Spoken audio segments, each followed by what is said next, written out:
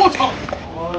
这台从广州开过来的路虎行政加长版，大哥说行驶在高速路上时，整个车头突然趴了下去，保险公司不予理赔。咨询了4公子店，说要更换2条前减震，报价3万多，车主当场受不了。好在之前收藏了我们维修减震的视频，于是，在视频下留言后就把车开了过来。那我们也不能辜负大哥的信任，让师傅把减震拆下来，找出减震漏气趴窝的真正原因。拆解看到缓冲胶老化严重，皮囊裂开导致减震漏气。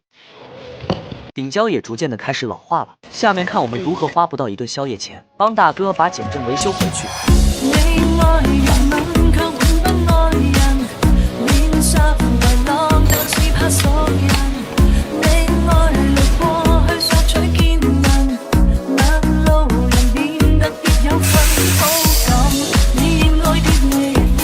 如果是你，你会选择换新还是维修呢？